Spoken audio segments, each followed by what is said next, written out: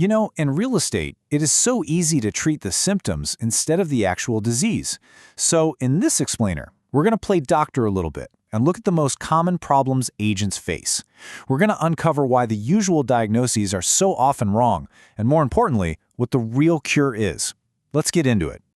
This quote just nails it, doesn't it? The whole industry, a lot of the time, is set up to celebrate activity, not achievement. You know, the busy calendar, the constant hustle. When you look like you're crushing it, people just assume you are. But focusing on just being in motion instead of getting real results, that is a dangerous, dangerous trap.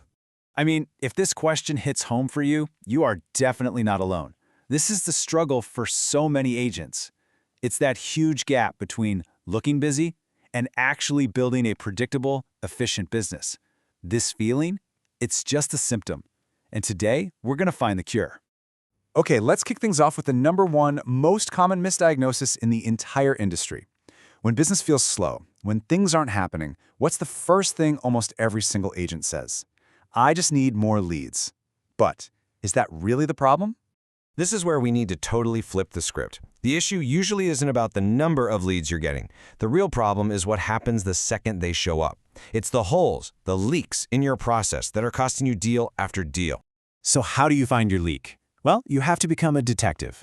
For just 30 days, I want you to track these 4 simple numbers. The data you get back is going to be so revealing. Look, if you get 100 leads but only have 10 actual conversations, you don't have a lead problem, you have a contact problem. If you set 20 appointments but only sign 2 clients, you have a presentation problem. See? This simple diagnosis points you right to the part of your business that actually needs fixing. And this right here, this captures one of the biggest leaks of them all. Follow-up. We've all done it. We meant to call them back. We thought we had a reminder. But relying on your memory is just a recipe for disaster. It's unpredictable, it's unreliable, and it is absolutely not a system. So the prescription is simple. Build a process. It doesn't have to be complicated. A simple stage-based plan works great. But the goal is always the same. Every single lead in your world has to have a clear next action assigned to them. That's how you make sure no one gets left behind. Nothing is left to chance, and nothing is left to memory. All right, our next misdiagnosis is a tricky one, because on the surface, it feels like a really good thing. The symptom is momentum. Deals are closing, the phone is ringing, things are moving. But what feels like success is often hiding a very dangerous dependency. Just take a look at this. Does your business look anything like this chart? I mean, this agent feels like they're on top of the world, but they are sitting on a time bomb. 75% of their business comes from one single person. If that referral partner moves, or gets a new job, or just decides to send their deals somewhere else, this agent's income disappears overnight. The cure for this is to build channels that you actually own and control. We're talking about your database, your email list, your own organic content. These are assets that nobody can ever take away from you. They create a stable foundation that your business can actually stand on. And speaking of assets you own, what about your most valuable one of all, your past clients? This question right here is a powerful one. Be honest, if the answer is not many, you are sitting on an absolute goldmine of repeat and referral business that you're just not touching.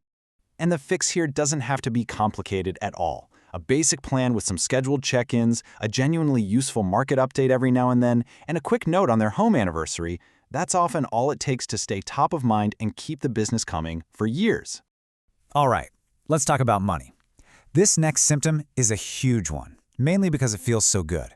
We all love seeing that big, juicy gross commission income, that GCI, hit the account. But that number, well, it can be a dangerous illusion. So here it is, $150,000 in GCI. That's a number worth celebrating, right? It looks incredible on social media. It feels like you finally made it. But this is not the number that pays your bills. The number that actually matters is this one.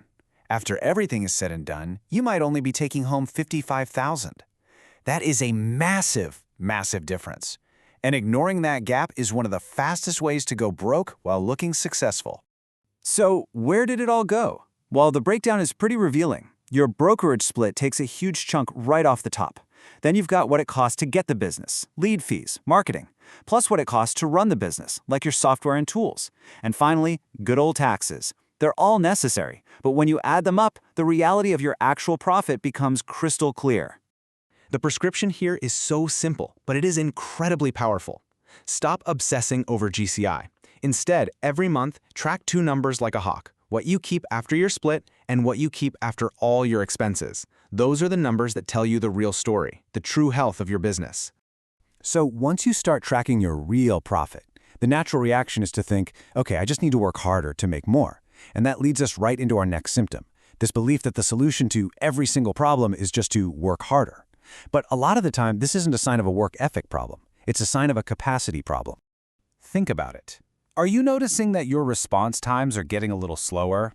Are little details starting to slip through the cracks on deals? Does every new client you take on just add to your stress level?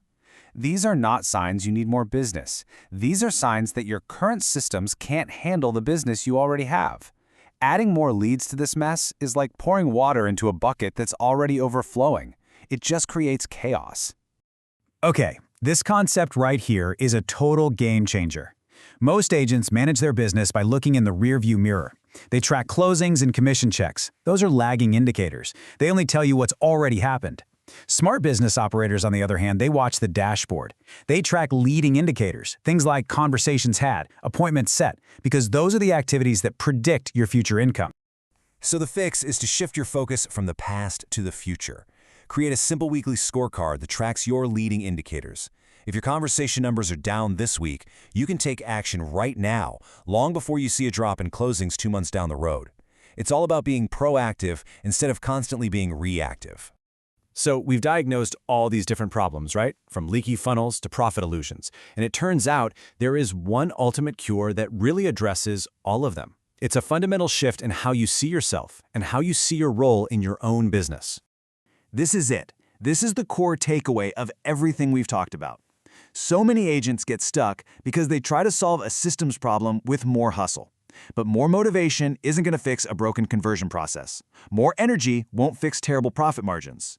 You have to stop being just a salesperson and start becoming a business operator. You have to fix the machine itself.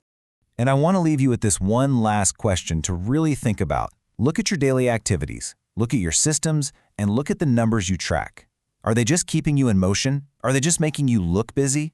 Or are they the deliberate, measured actions of someone who is truly building a predictable, profitable, and sustainable business? The choice is yours.